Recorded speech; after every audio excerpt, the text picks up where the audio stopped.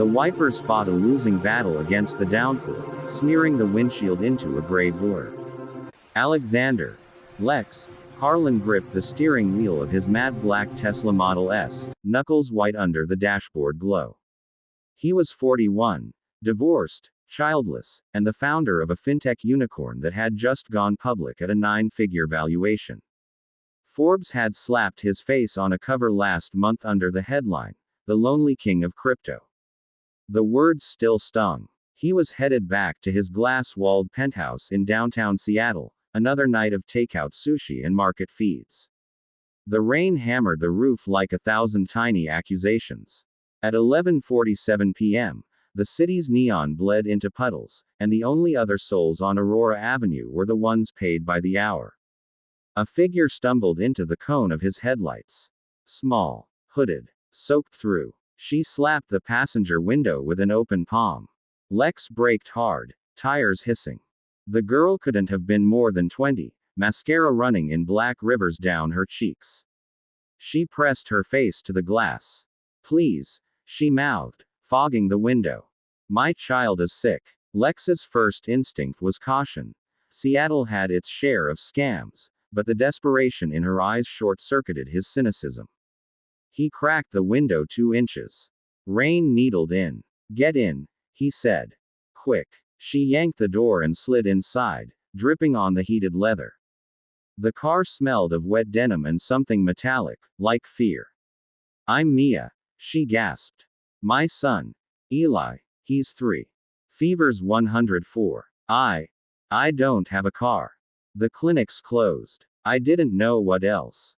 "Where?" Lex interrupted, already shifting into drive. "Children's Hospital. 20 minutes if you floor it." He floored it. The Tesla surged forward, tires slicing through standing water. Mia clutched a soggy backpack to her chest like a life raft. Lex stole glances. Threadbare hoodie, thrift store jeans, sneakers with the soles flapping. No wedding ring. A bruise blooming on her left cheekbone, fresh. "Seatbelt," he said. She fumbled it on. "Thank you. God, thank you. I thought nobody would stop." Lex kept his eyes on the road. What happened to his dad? Gone. One word, flat as the wipers, rhythm. They hit the on-ramp to I-5. Traffic was mercifully light. Lex pushed 90. The rain eased into a steady hiss. "Talk to me about Eli," he said, needing data, needing control. "Started this afternoon. Cough. Then the fever spiked. I gave him the last of the Tylenol, but it's not touching it. He's lethargic. Barely opens his eyes." Her voice cracked. "I'm all he has." Lex's mind ran diagnostics. Pediatric sepsis. Febrile seizure. He'd read the studies. His company insured half the startups in the Pacific Northwest. He knew the actuarial tables on childhood visits. None of that helped the knot in his gut. Mia unzipped the backpack, pulled out a damp manila folder. His medical records. "Immunizations are current, but we're on state insurance. The copay. I've got it." Lex cut in. "Don't worry about money." She stared at him. "Why are you doing this?" He didn't answer right away. The truth was messy. He'd built an empire on algorithms that predicted human behavior, yet his own life was a string of zeros. Boardrooms applauded him. His ex-wife had taken the dog. Tonight, for the first time in years, someone needed him for something that couldn't be coded. They screeched into the children's hospital ambulance bay at 12:09 a.m. Lex killed the engine and bolted around to Mia's door. She was already out, backpack swinging. A security guard started toward them, but Lex flashed his black Amex like a badge. "Pediatric emergency," he barked. "Now." The guard waved them through. Inside, the smelled of bleach and apple juice. A triage nurse took one look at Mia's face and ushered them past the waiting room. Eli lay limp in his mother's arms, flushed and slick with sweat. A resident snapped on gloves. "Temps 104.2, the nurse announced after the ear probe. "Let's get fluids and blood work." Lex hovered at the curtain's edge, useless. Mia never let go of Eli's hand. They wheeled the boy to an isolation room, Lex followed until a nurse gently blocked him. Family only, sir. He opened his mouth to argue. He'd paid for half the damn wing anonymously last year, but Mia met his eyes. Thank you, she whispered. Really? Lex retreated to the waiting area, a sterile box of plastic chairs and a TV looping Paw Patrol. He bought a stale coffee from the machine and stared at his phone. Notifications stacked. CNBC alerts, Slack pings, a text from his assistant about tomorrow's earnings call. He silenced everything. An hour bled into 2. He paced. At 2:17 a.m., Mia appeared in the doorway, eyes puffy but shoulders squared. He's stable, she said. Pneumonia. They've got him on antibiotics. He'll be here a couple days. Lex exhaled a breath he hadn't realized he was holding. Good. That's good. Mia sank into the chair beside him. The social worker asked about insurance. I told them you were a family friend.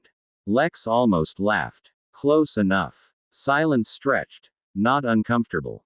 Finally Mia spoke. You're Lex Harlan. I recognize you from the cover. My roommate's obsessed with fintech TikTok. He winced. Guilty. Why'd you stop? He considered lying. Corporate responsibility. Tax write-off. But the fluorescent lights demanded honesty. I was lonely, he said. And you looked like you were drowning. Mia studied him. Rich guys don't usually admit that. I'm not most rich guys. She gave a tired half smile. No kidding. A nurse poked her head in. Ms. Alvarez. Eli's asking for Mama. Mia stood. Come say goodnight. He's groggy, but he saw you carry him in. Thinks you're a superhero. Lex followed her down the corridor. Eli was a small mound under blankets, oxygen tubes in his nose. His eyes fluttered open. Hey, buddy, Lex said, voice rough. You scared us. Eli managed a sleepy grin. Car go zoom. Yeah, Lex said. Zoom. Mia kissed Eli's forehead. The boy drifted off. In the hallway, she faced Lex. I can't ever repay you. You don't owe me anything. He hesitated. But if you need a job, a place, whatever. My assistant can. Mia cut him off with a sad smile. I've got a plan. Community college, night classes, medical billing. I'm not a charity case, Mr. Harlan. Lex. She tested the name. You gave us tonight. That's enough. He wanted to argue, to offer more, but the steel in her voice stopped him. Respect looked a lot like walking away. Dawn crept through the windows as Lex stepped back into the parking garage. The rain had stopped. The city smelled washed clean. His Tesla waited, a silent black beast. He slid behind the wheel, but didn't start the engine. His phone buzzed. A calendar reminder. 8 a.m. board meeting. He stared at it, then opened a new text to his assistant. Reschedule everything today. Family emergency. He wasn't sure whose family, but it felt true. 3 weeks later, Lex sat in the same waiting room, by choice this time. Eli, discharged and rosy-cheeked, barreled toward him clutching a crayon drawing. A stick figure man in a cape beside a race car. For my hero, the boy declared. Mia followed, juggling a toddler's sippy cup and a grin. She'd started her medical billing course.